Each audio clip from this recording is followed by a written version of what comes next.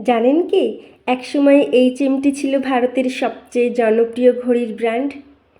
এখানে রয়েছে ভারতের প্রথম ঘড়ি তৈরির ইতিহাস। নমস্কার বন্ধুরা, স্বাগতম আমাদের মামনি রূপা ইউটিউব চ্যানেলে। আজ আমি নিয়ে এসেছি বেঙ্গালুরুর একটি ঐতিহাসিক জায়গায়, এইচএমটি হেরিটেজ সেন্টার অ্যান্ড মিউজিয়ামে। এখানে শুধু পুরনো ঘড়ি রাখা নেই, এখানে সংরক্ষিত আছে ভারতের শিল্প বিপ্লব, আত্মনির্ভরতার স্বপ্ন এবং হাজার হাজার মানুষের পরিশ্রমের ইতিহাস। আমি যখন এই জায়গায় ঢুকলাম, প্রথমেই চোখে পড়ল বিশাল ফুল দিয়ে তৈরি ঘড়ি। চারপাশে সবুজ গাছপালা, সুন্দর বাগান আর শান্ত পরিবেশ। মনে হচ্ছিল আমি অনেকগুলো বছর পেছনে ফিরে গেছি। সে এক অদ্ভুত অনুভূতি। এইচএমটির পুরো নাম হলো হিন্দুস্তান মেশিন টুলস। ভারত স্বাধীন হওয়ার পর দেশকে শিল্পে উন্নত করার জন্য 1953 সালে ভারত সরকার এই প্রতিষ্ঠান গড়ে তোলে। প্রথম দিকে এইচএমটি শুধু ভারী মেশিন টুলস তৈরি করত। এই মেশিনগুলো দেশের বিভিন্ন কারখানায় ব্যবহার করা হতো। পরে সরকার সিদ্ধান্ত নেয় ভারত নিজের হাতেই বিশ্বমানের ঘড়ি তৈরি করবে। আজকের মতন তখন মোবাইল ফোন ছিল না। মানুষ সময় দেখার জন্য হাত ঘড়ির উপরেই নির্ভর করত। আর সেই সময় বিদেশি ঘড়ির দাম ছিল অনেক বেশি। সাধারণ মানুষের পক্ষে কেনা কঠিন ছিল। তখন ভারত সরকার ভাবল, দেশের মানুষকে কম দামে ভালো মানের ঘড়ি দিতে হবে। এই ভাবনা থেকেই এইচএমটি ওয়াচের জন্ম। 1961 সালে জাপানের সিটিজেন ওয়াচ কোম্পানি ভারতের সঙ্গে প্রযুক্তিগত সহযোগিতা করে। জাপানি বিশেষজ্ঞরা ভারতীয় ইঞ্জিনিয়ারদের প্রশিক্ষণ দেন। কয়েক বছরের মধ্যেই ভারতীয় প্রকৌশলীরা নিজেরাই উন্নত মানের ঘড়ি তৈরি করতে সক্ষম হন। আর এটাই ছিল ভারতের প্রযুক্তিগত অগ্রগতির একটি বড় উদাহরণ। ভারতের প্রথম প্রধানমন্ত্রী পণ্ডিত জওহরলাল নেহেরু বিশ্বাস করতেন, একটি শক্তিশালী দেশ গড়তে হলে শিল্পও এবং প্রযুক্তিতেও এগিয়ে যেতে হবে। তাই তিনি এটাকে বিশেষ গুরুত্ব দেন। ভারতের প্রথম এইচএমটি হাতঘড়ি তার হাতেই উদ্বোধন করা হয়েছিল। এই মিউজিয়ামে এসে আমি অনেক সুন্দর সুন্দর জিনিস দেখলাম। পুরনো হাতঘড়ি, ঘড়ির ছোট্ট ছোট যন্ত্রাংশ, ঘড়ির ডায়াল, আরও বহু যন্ত্রাংশ এখানে আমি দেখেছি।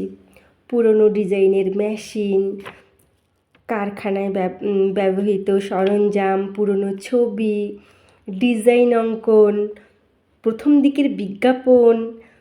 এখানে দেখে বোঝা যায় একটি ছোট হাতঘড়ি তৈরির পিছনেও কত মানুষের শ্রম রয়েছে। ভারতের প্রথম automatic watch, date watch, quartz watch, braille watch তৈরি করার কর্তৃত্বও এইচএমটি-এর। আর এই ব্রেইল ওয়াচ বিশেষভাবে দৃষ্টিহীন মানুষের জন্য তৈরি করা হয়েছিল। এটি সত্যিই প্রশংসনীয় উদ্যোগ।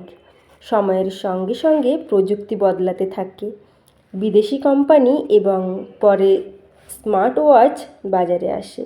মানুষ ডিজিটাল ও স্মার্ট ঘড়ির দিকে ঝুঁকে পড়ে। ফলে এইচএমটি আগের মতন ব্যবসায়িক সাফল্য ধরে রাখতে পারেনি। তবে এইচএমটির নাম কখনো হারিয়ে যায়নি। আজও এটি ভারতের শিল্প ইতিহাসের গল্প। আজকে এই মিউজিয়ামে এসে আমার মনে হয়েছে, একটি ঘড়ি শুধু সময় দেখায় না, এটি একটি দেশের ইতিহাস বলে, একটি দেশের স্বপ্নের কথা বলে, হাজার মানুষের পরিশ্রমের কথা বলে। আমরা যখন পুরনো জিনিস দেখি, তখন শুধু তার বয়স দেখি না, তার সঙ্গে জড়িয়ে থাকা মানুষের গল্পও অনুভব করি। এই জায়গায় এসে সেই অনুভূতিটাই সবচেয়ে বেশি হয়েছে। আপনারা যদি কখনো বেঙ্গালুরু আসেন, তাহলে অবশ্যই এইচএমটি হেরিটেজ মিউজিয়ামে একবার ঘুরে দেখবেন। বিশেষ করে যারা ইতিহাস, প্রযুক্তি, পুরনো জিনিস বা ঘড়ি ভালোবাসেন তাদের জন্য এটি অসাধারণ একটি জায়গা। পরিবার নিয়ে এলেও ভালো লাগবে, আর ছাত্রছাত্রীদের জন্যও এটি শিক্ষামূলক একটি অভিজ্ঞতা। ভিডিও শেষ করার আগে আমার একটা ছোট্ট অনুভূতি আপনাদের সঙ্গে ভাগ করে নিতে চাই।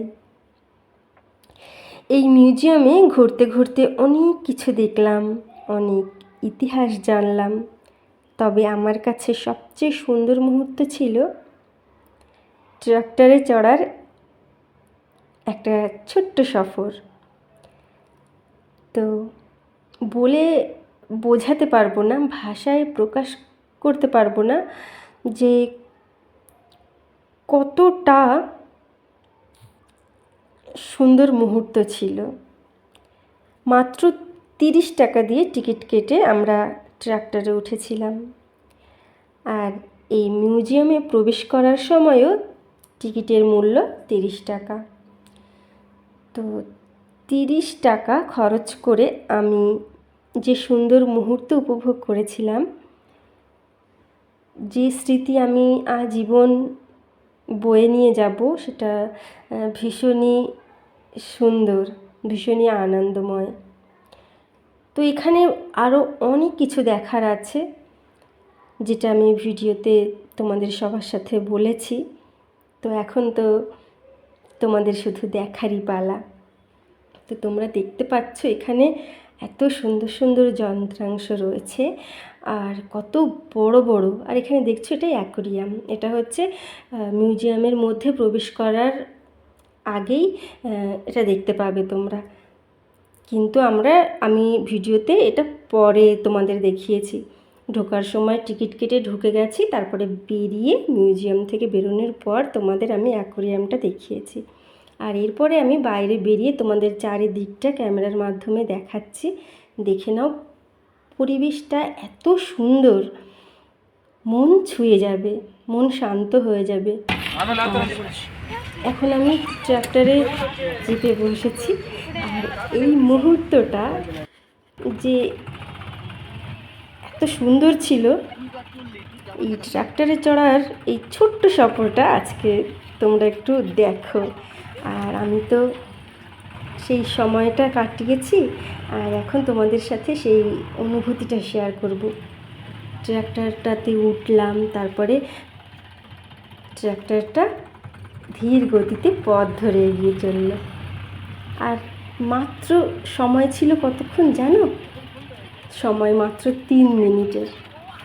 আর এই যে 3 মিনিট, এটা কিন্তু আমার কাছে অনেক বড় একটা স্মৃতি হয়ে থাকবে। পথের দুপাশে ছিল সবুজ গাছপালা, বহু বছরের পুরনো গাছ। তোমরা দেখেই বুঝতে পারছো যে কত পুরনো পুরনো গাছ এখানে আছে। শান্ত পরিবেশ, আর ইতিহাসের সাক্ষী হয়ে দাঁড়িয়ে থাকা পুরনো গাড়িগুলো আর যন্ত্রপাতিও সব সেই পুরনো দিনের ইতিহাসকে সাক্ষী নিয়ে দাঁড়িয়ে আছে। কিন্তু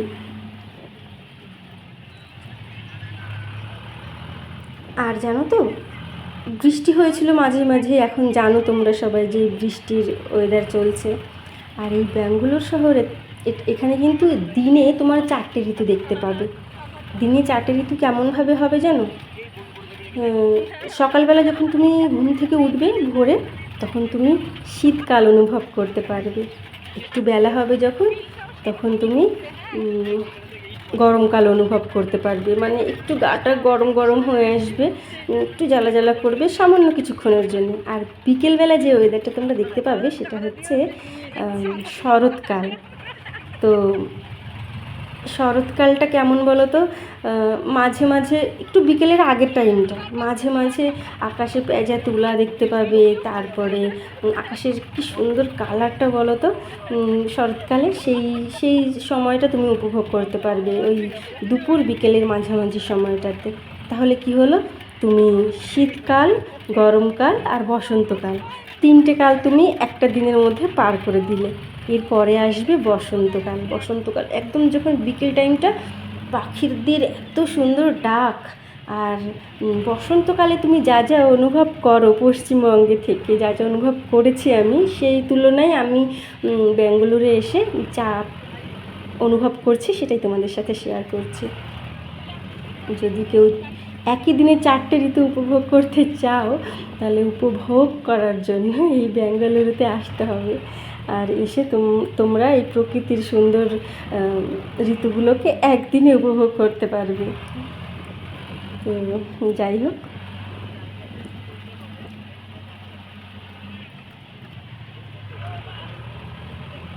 অনেক কথা বলছি তোমাদের সাথে।